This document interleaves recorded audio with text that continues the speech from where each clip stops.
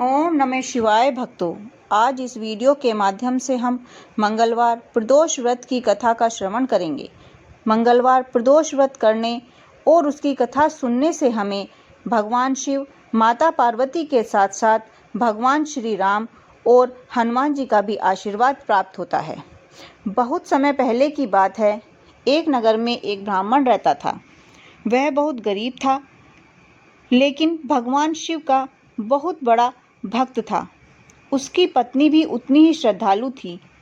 दोनों मिलकर हर महीने आने वाले प्रदोष व्रत को पूरी श्रद्धा से करते थे। उनके कोई संतान नहीं थी, जिससे वे बहुत दुखी रहते थे। एक दिन ब्राह्मण ने अपनी पत्नी से कहा, हे देवी, हम दोनों इतने वर्षों से भगवान शिव की पूजा कर रहे हैं, फिर भी हमारी कोई संतान नहीं है। शायद हमारे भाग्य में यही लिखा है। पत्नी ने कहा, नहीं स्वामी, हमें अपनी भक्ति में कोई कमी नहीं रखनी चाहिए। भगवान शिव अवश्य हमारी प्रार्थना सुनेंगे।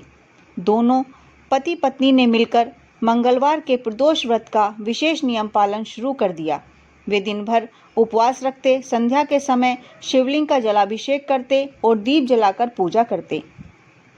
उनकी सच्ची भक्ति से प्रसन्न होकर एक दिन माता पार्वती ने भगवान शिव से कहा, प्रभु, ये दंपति आपकी इतनी सच्ची भक्ति कर रहे हैं, इनकी इच्छा अवश्य पूरी करें। भगवान शिव मुस्कुराए और बोले, देवी, इनके भाग्य में संतान सुख नहीं है, लेकिन इनकी भक्ति देखकर मैं इन्हें एक पुत्र का आशीर्वाद देता हूँ।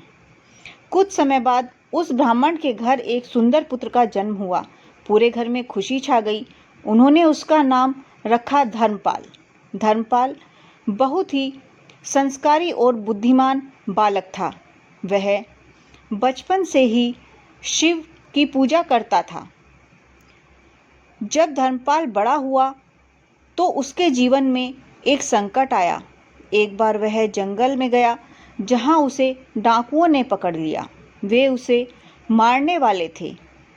डरे हुए धर्मपाल ने तुरंत भगवान शिव का स्मरण किया, हे भोलेनाथ, मेरी रक्षा करें।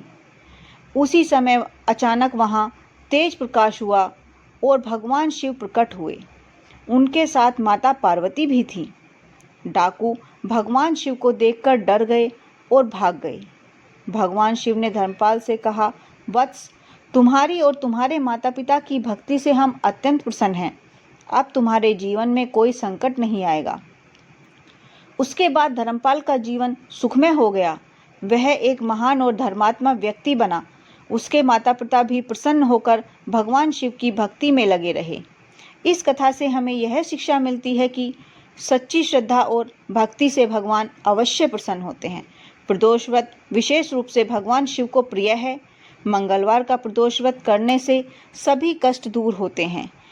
बोलो शिवजी भोलेनाथ की जय। बोल सियापति रामचंद्र की जय। बोल बजरंग बली हनुमान की जय। राधे राधे।